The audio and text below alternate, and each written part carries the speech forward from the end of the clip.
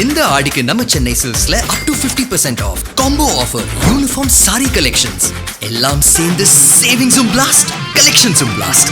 நம்ம தி சென்னை சில்க்ஸ். தமிழ்நாட்டுல எல்லாமே சேஞ்ச் ஆயிடுச்சு. உங்க நகையையும் சேஞ்ச் பண்ணுங்க. உங்க பழைய நகைக்கு கிராமுக்கு 150 ரூபாய் கூடுதலா வாங்கி புது நகை எடுத்துக்கோங்க. அதே கம்மி சேதாரம் தான் உங்க லலிதால மட்டும்தான். ஹாலிடேஸ்னாலே அது நம்ம ஜிடி ஹாலிடேஸ் தான். GT Holidays, South India's #1 travel brand.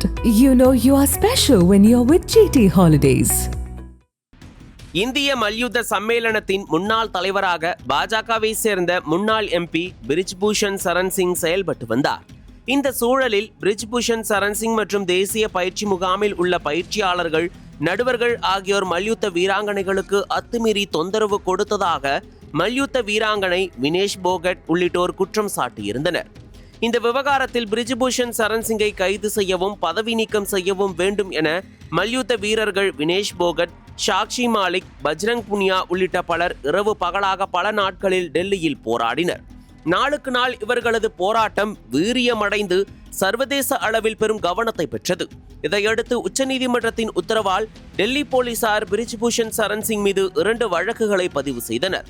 அவற்றில் சட்டப்பிரிவுகள் 354A, 354D, 506 ஆகியவற்றின் கீழ் வழக்கு பதிவு செய்யப்பட்டன. மேலும் 18 வயதுக்குட்பட்ட வீராங்கனை தொடர்பான குற்றச்சாட்டு காரணமாக போக்சோ சட்டத்தின் கீழும் தனியாக வழக்கு பதிவு செய்யப்பட்டது. பிரிஜ்பூஷன் சிங் மீதான குற்றச்சாட்டு தொடர்பாக டெல்லி நீதிமன்றத்தில் விசாரணை நடைபெற்று வந்தது.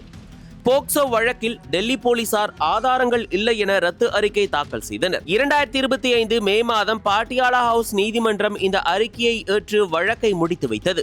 இதற்கு புகார்தாரரும் அவரது தந்தையும் எதிர்ப்பு தெரிவிக்கவில்லை என்றும் கூறப்படுகிறது.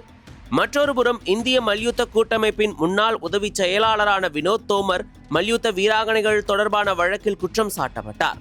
இந்நிலையில் 6 பெண் மல்யுத்த வீராங்கனைகளின் புகார் வழக்கில் இருந்து பிரிஜ்பூஷன் சரண் சிங் மற்றும் வினோத் தோமரை டெல்லியின் ரவுஸ் அவென்யூ நீதிமன்றம் ஆகஸ்ட் 3 அன்று விடுதலை செய்து உத்தரவிட்டுள்ளது. நீதிமன்றம் போதிய ஆதாரங்கள் இல்லை என்று கூறி இருவரையும் விடுதலை செய்துள்ளது. இது தொடர்பாக பிரிஜ்பூஷன் சரண் சிங் கூறுகையில், இது ஒரு சதி என்று நான் கூறினேன்.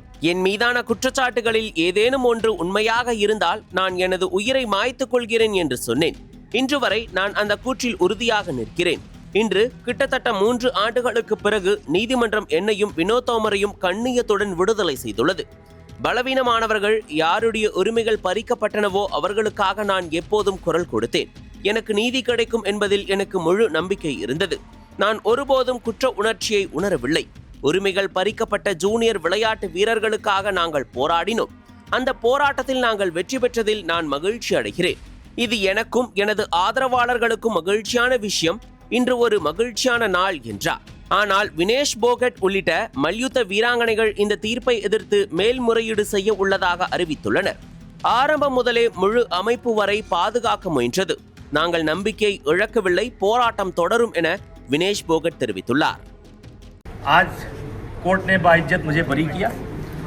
जी विमल जी विमल बताइए क्या कहना चाहिए? एक राजनीतिक साजिश इसको बार बार आप कहते रहे हैं। अभी मुझे इस पर कुछ नहीं बोलना है, बस इतना, कोर्ट ने मुझे बाइज्जत बरी किया। मैंने उस दिन कहा था कि मैं स्वतः फांसी पर लटक जाऊंगा, वो नौबत नहीं आई।